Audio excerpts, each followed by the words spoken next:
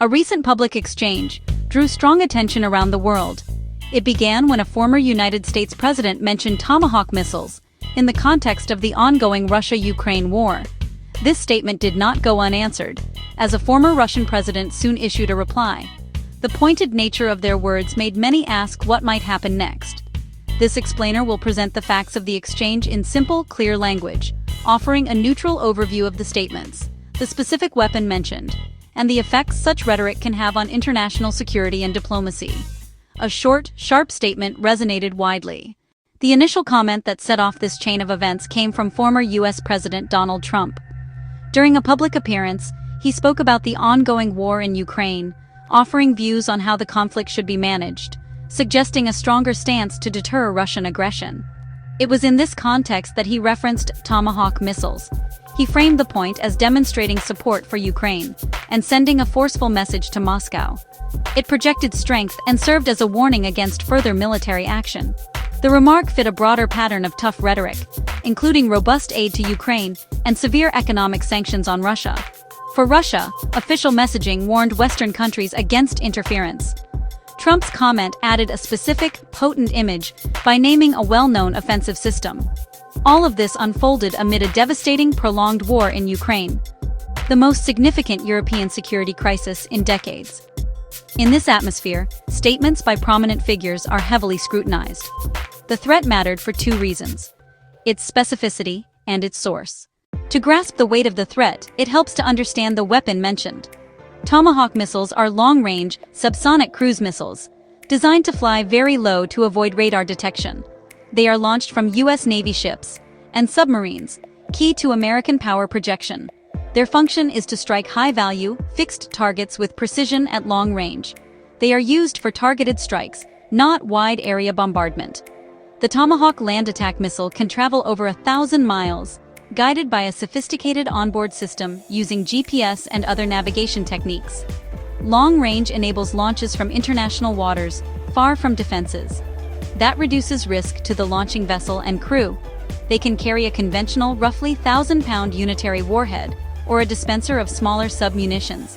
Precision allows planners to aim for specific assets while seeking to minimize collateral damage, though risks remain. The United States has used Tomahawks in multiple conflicts since introduction: Gulf War, Balkans, Afghanistan, Iraq, Libya, Syria. In international diplomacy, a pointed statement often prompts an equally pointed response. Following former President Trump's remarks, a reply came from Dmitry Medvedev, former president, former prime minister, now deputy chairman of Russia's Security Council. Known for increasingly harsh rhetoric since the war began, he addressed the Tomahawk comment directly, with a firm, confrontational tone. His message ran through public channels for domestic and international audiences. The reply mixed defiance and warning, dismissing the statement as reckless, and framing it as a dangerous escalation with unpredictable consequences. Immediately, analysts, diplomats, and foreign policy experts offered interpretations. Military analysts focused on strategic implications, noting that citing a specific weapon forces adversaries to prepare. That can trigger air defense shifts and asset moves, raising the risk of a hair-trigger environment on the ground. Diplomats warned public threats can poison the atmosphere for quiet talks. Maximalist rhetoric can corner leaders politically, making concessions harder without appearing weak. Experts cautioned that this normalizes escalation risks. Legal voices stress necessity and proportionality govern the use of force, and that action must be justified in self-defense or by UN sanction. An unprovoked strike on Russian territory would be a grave violation and an act of war. US-aligned governments watched closely and urged de-escalation. Key European allies stayed firm on support for Ukraine, but avoided repeating the threat. They stressed unity and avoiding a direct NATO-Russia confrontation. Responses balanced security and economic risk. Leaders emphasized ongoing measures, sanctions and military aid to Ukraine. Elsewhere, many urged negotiation and warned against rhetorical escalation. Short-term coverage surged and public anxiety spiked. Media focus can pressure current leaders to appear strong, narrowing de-escalation options. Markets showed minor fluctuations. Commands likely reviewed intelligence and adjusted readiness. Threat-centric discourse can poison the climate for talks. Hardliners on both sides gained ground. Moderates lost room. U.S. officials clarified that policy had not changed. Long-term, aggressive rhetoric erodes trust and diplomatic norms. Over time, peaceful resolution grows harder as hostile assumptions calcify.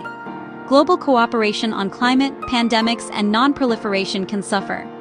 Threats and counter-threats can fuel arms races. Defensive buildups appear offensive to rivals, prompting responses in kind. Leaders use strong language to project strength and deter adversaries.